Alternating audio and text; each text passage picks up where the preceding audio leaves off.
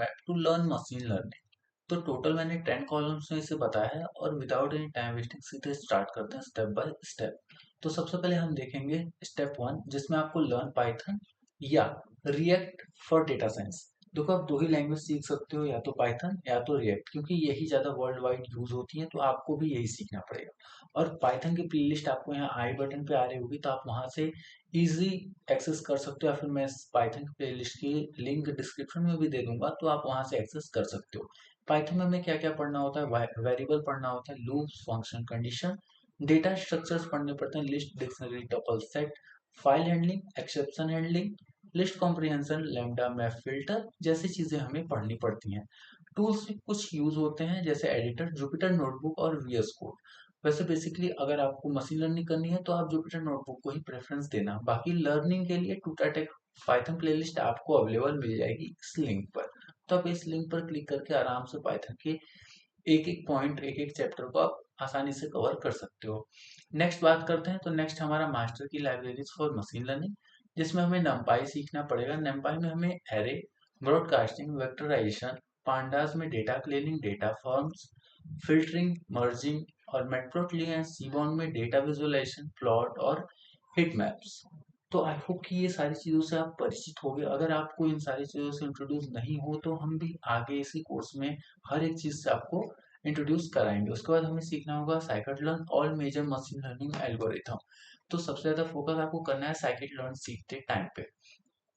बात करते हैं स्टेप 3 की, तो learn statics and math for ML.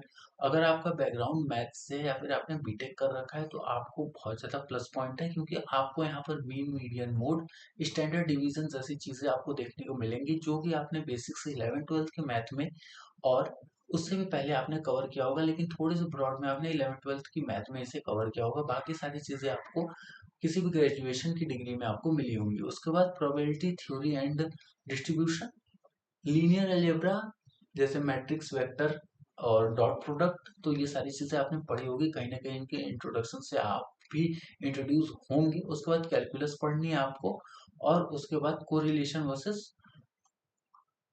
Causation.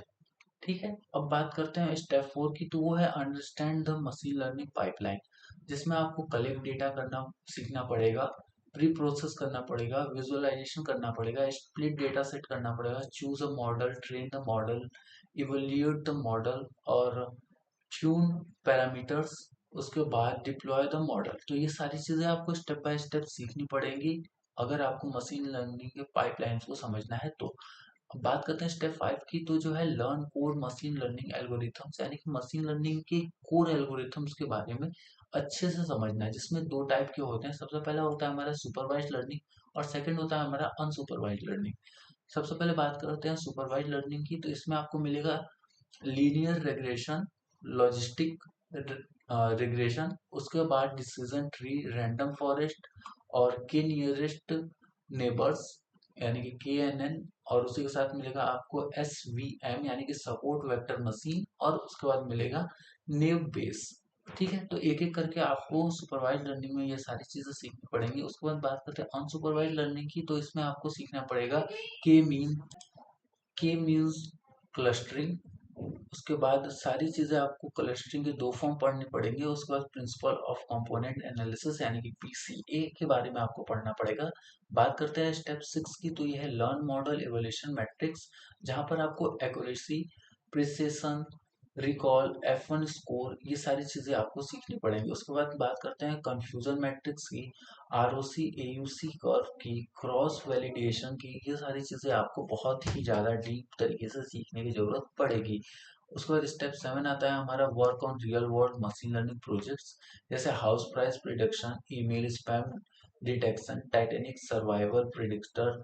उसके बाद बहुत सारे ऐसे ऐसे डेटा सेट को फ्लावर क्लासिफायर और मूवी रिकमेंडेशन सिस्टम, ये सारी चीजें आपको सीखनी पड़ेंगी। बेसिकली ये थोड़े बहुत एल्गोरिथम पे आपको काम करना पड़ेगा, और आपके एल्गोरिथम को कोर को समझना पड़ेगा कि हाँ, एक मशीन लर्निंग या फिर मशीन का एल्गोरिथम जो होता है वो कैसे वर्क करता है। तो ये सारी चीजें आपको बहुत ही डीप सीखनी पड़ेंगी। उसके बाद बात करते हैं स्टेप 8 की, तो यहाँ पर हम सीखेंगे लर्न मॉडल डेवलपमेंट यानी कि फ्लास्क और Streamlit for web app interface, render Hugging Face spaces for free hosting और make your model accessible through a browser। तो ये सारी चीजें भी आपको बनानी और सीखनी पड़ेंगी एक एक करके स्टेप बाय स्टेप, जिसमें मैं आपको पूरी हेल्प करूंगा। स्टेप 9 की बात करते हैं तो learn basics of deep learning, optional है ये। जैसे introduction of neural network, learn TensorFlow by PyTorch, start with MNIST digital classification, उसके बाद move to CNN as image classification जैसी चीजें आपको सीखनी पड़ेंगी।